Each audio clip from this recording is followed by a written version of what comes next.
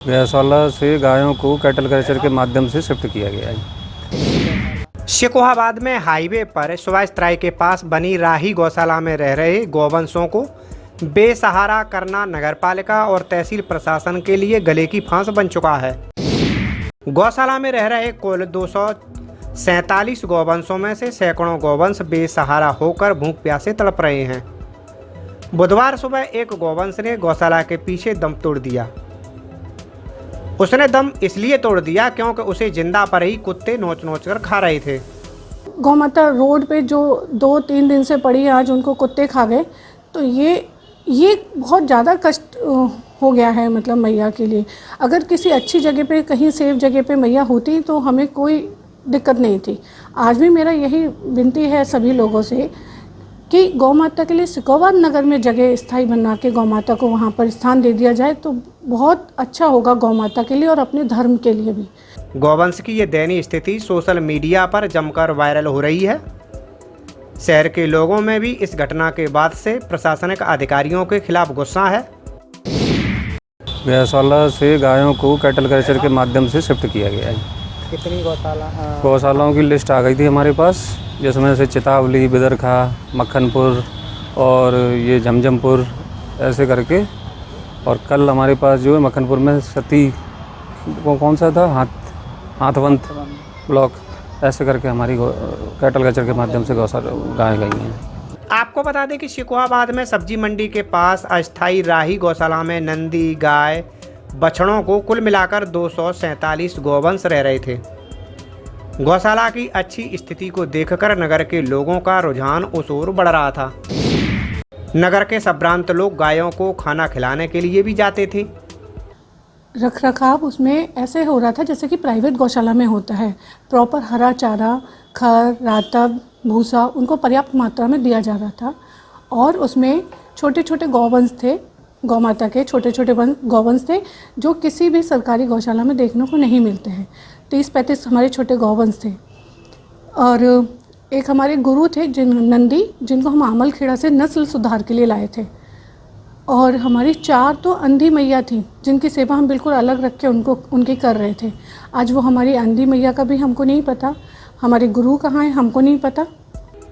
अभी हाल ही में कुछ दिन पूर्व इन गौवंशों को गौशाला से निकालकर अन्यंत्र गौशालाओं में भेजने का आदेश, जो कि मौखिक था, जारी हुआ था। गौशालाओं को संचालित कर रही मोक्षदा सेवा संस्थान की अध्यक्ष डॉक्टर भावना दुबे के साथ सैकड़ों लोगों ने गौवंशों के आशियाने को उजड़ने से बचाने के लिए हस्ताक्षर अभियान चलाया था।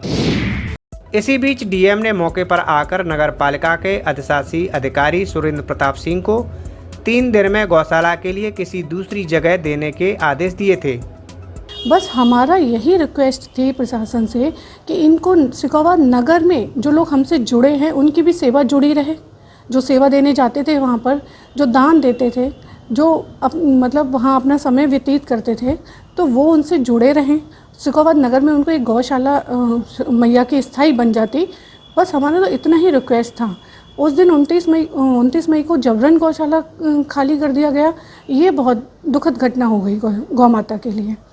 लेकिन डीएम के आदेशों को दरकिनार करते हुए नगर पालिका प्रशासन ने गौवंशों को गौशाला से बाहर तो कर दिया, लेकिन जगह का कोई अता पता नहीं था। तर्क दिया गया कि गौवंशों को मक्खनपुर, चितावली, हाथवंत गौशाला भेजा गया है, लेकिन तस्वीर बिल्कुल अलग थी। और खाली करने के बाद भी दूसरी बात ये हुई कि चलिए हमको बोला कि हमने मक्खनपुर कर दिया या इधर कर दिया, उधर कर दिया, ठीक है हमने कर दिया होगा। उसके बाद भी वो रोड पे घूम रही हैं, ये बात मुझे समझ नहीं आई थी। वो मैया जो डेली खाना खाती थी वहाँ गौशाला में, वो लौट लौट के गौशाला में रोड से आ रही हैं, भूखी प्यासी वहाँ खाना ढूंढ रही हैं। ये बहुत ज़्यादा दुखद घटना है। बस मेरी तो यही रिक्वेस्ट थी कि शिकोहाबाद नगर में एक स्थायी गौशाला हो जाए, जिसमें सब जो जितने भी समाज सेवा हैं और गौ सेवक हैं वहाँ जाके अपनी सेवा दे सकें। कुछ गौवंश मक्खनपुर गौशाला पहुँचे तो थे, लेकिन अधिकांश को हाईवे पर ही छोड़ दिया गया, जो लौटकर वहीं आ गए। आज इन गौवंशों की हालत ये है कि भूख प्यास से तड़पकर भोजन की तलाश में यहाँ वहाँ घूमकर कचरे के ढेर में भोजन तलाश रहे हैं। इसका हमारे पास कोई सूचना नहीं है क्यों खाली करवाई गई।